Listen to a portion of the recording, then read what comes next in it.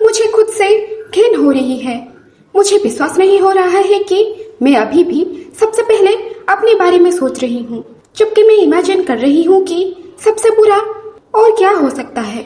मैं वापस जाना चाहती हूँ। काश मैं वापस जा पाती। मैं सच में वापस जाना चाहती हूँ और कह रही मुझे जल्दी करनी होगी और उन्हें वापस भेजना होगा। और उसके सिरे में लग के कह रही काश वो बस चले जाएं। और मन में सोच रही मुझे विश्वास नहीं हो रहा है कि मैंने ऐसा कह दिया। मेरा असल में वो मतलब नहीं था। मैं क्या कर रही हूँ? मैं असल में क्या करना चाहती हूँ? इस पर लगातार विचार करते रहना ना उनके लिए अच्छा है और ना ही मेरे लिए। और जब देखती है यूरिडियन जागा होता है, फिर उसको फ्लिप करके उसके ऊपर लेट जाता है। फिर प्यार से देखते हुए कहता है आप सो नहीं रहे थे? प्रिंसेस कहती है क्या आपने सुना जो मैंने अभी कहा?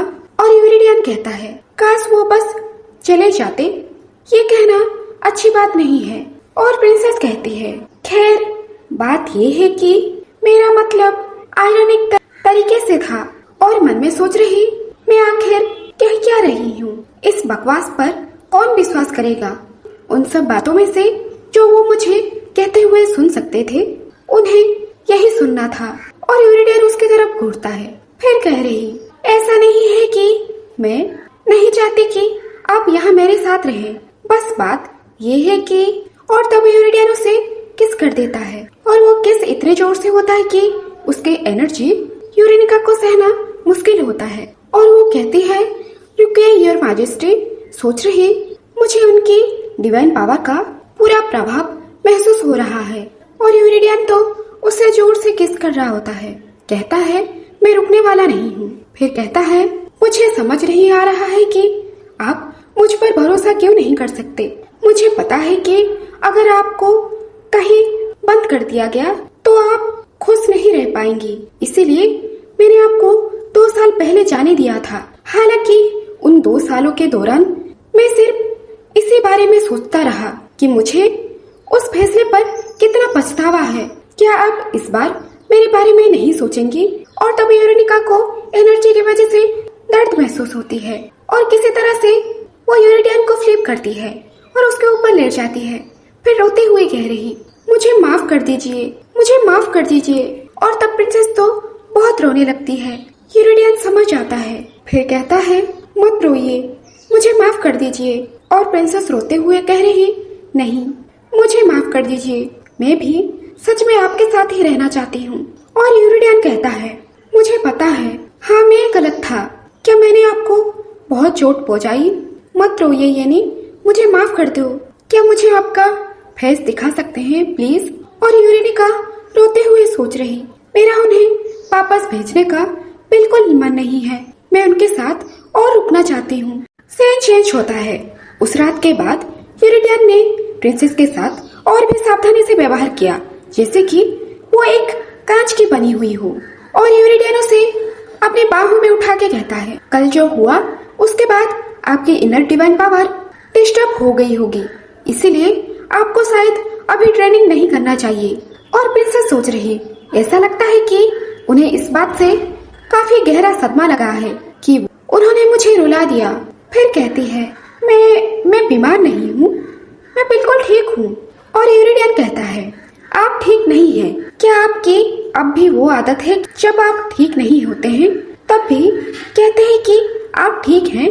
प्रिंसेस कहती है लेकिन ये सच है।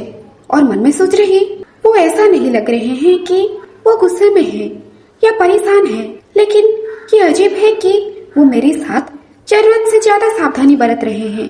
शायद ये मैं हूँ जिसे गिल्ट महसूस हो रहा है। छुपाए रखना, जिद्दी होना और अनजाने में रोक और बातचीत खत्म कर देना, ये तो मैं ही हूँ। और फिर कहती है योर मैजेस्टी 1 हफ्ता बीत चुका है, क्या आपको नहीं लगता है कि काउंट इवान इंतजार कर रहे होंगे? यूरिडियन कहता है कौन?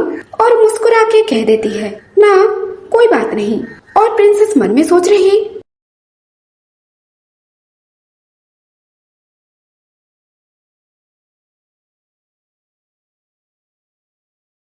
इसी वजह से मैं उनसे उनके आसपास भी सावधानी बरत रही हूँ। और ये टॉपिक प्रैक्टिकली रूप से वर्जित हो गया है। इसके अलावा मुझे कई मैजिक एनर्जी का आभास हो रहा है, इसलिए मैं घबराई हुई हूँ। मैं अभी भी नौकरों को इस बारे में चुप रखने की कोशिश कर रही हूँ कि यूरिडियन यहाँ मेरे साथ है, और इसीलिए समय बहुत जल्दी बीत गया क्योंकि मैं चिंताओं में इतनी डूबी हुई थी। फिर 2 दिन के बाद का सीन दिखाया जाता है और ब्रिगेड को देख पाते हैं। वो चारों तरफ देखते हुए सोच रही, मैं कहाँ हूँ, और लेक्सी को बुलाने लगती है। चारों तरफ ढूंढती है और सोच रही, मैं अभी कहाँ जाके छुपूं? लेक्सी आखिर कहाँ गया होगा? और सामने देख के कह रही, इस महल के साइड में तो कोई भी नहीं है, और घबराने लग जाती है और उसे यूरेनिका की बात याद आती है। यूरेनिका ने कही होती है, ब्री रोना नहीं है, तुम बहुत ब्रेव गर्ल हो, इसीलिए तुम्हें रोना नहीं चाहिए। और ब्रिगेड को हिम्मत आती है, वो कह रही, नहीं ब्रिगेड रोने वाली नहीं है, और भाग के और आगे की तरफ बढ़ने लगती है। जब सामने देखती है और चारों तरफ देखती है, लेकिन यहाँ पे तो कोई भी नहीं है। क्या यहाँ पे मैं अकेली हूँ? और घबराते हुए रोने लग जाती है। और तब उसे यूरेनिका की आवाज सुनाई देती है। यूरेनिका कह रही होती है, आप ऐसा क्यों कर रहे हैं? चलो भी, क्या मैंने कुछ गलत किया है? और ब्रिगेड तो यूरेनिका की आवाज सुन के कहती है, ये तो मौसी यूरेनिका की आवाज है। और जब पीछे मुड़ के आती है, यूरेनिका कह रही होती है, प्लीज आप वो नहीं पढ़ सकते, मैंने आपसे कहा था कि इसे मत पढ़ना। और तब यूरिडियन की आवाज भी सुन पाती है। यूरिडियन कह रहा, अगर मैंने किसी भी तरह से आपके दिल दुखाया है तो कृपया मुझे बताएं, मैं कम से कम बेहतर बनने की कोशिश तो करूंगा। प्रिंसेस कह रही, मैंने आपसे कहा था कि इसे मत पढ़ना। और भागते हुए उन दोनों के पास जाती है। तब देखती है कोई आदमी भी है। यूरेनिका कह रही, इसे वापस दे दीजिए, मेरा दिमाग ठिकाने नहीं रहा होगा, मुझे ये आपको नहीं देनी चाहिए थी। और यूरिडियन कहता है, क्यों नहीं? क्या ये वही लेटर नहीं है जो आप वैसे भी मुझे भेजने वाले थे? इसीलिए आपने इन्हें मुझे पढ़ने के लिए दिए थे, है ना?